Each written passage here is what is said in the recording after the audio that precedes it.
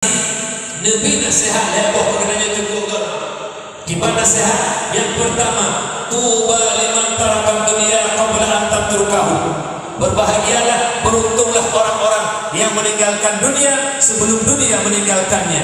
Gepegainan urang yang le harta, kita seru harta bak kebanyakan. Yang diberi harta oleh Allah ni orangnya tergolong di kebah hartanya. Kiba ni kebah, inna lillah. Yang kai kebah tanya oleh harta tu. Tergolong harta kebah hartanya, tak kebah ji hilang hartanya.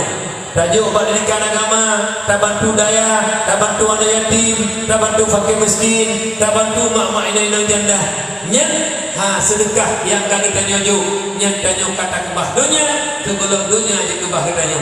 Kalau mak ulun kaya orangnya yang buang sedekah, lampuh pinum tinggai, alanya dan tinggai, kebahana ahwate panen boh pinum liane, padu doa anak nauronya, ijak boh pinum panen titon, merempok pel 15 juta masih, ataupun merempok pel 10 juta, ijak 2 juta, 1 juta ke mak, 1 juta ke ayah, yang kebah harta, padu doa nauronya, anak-anakku.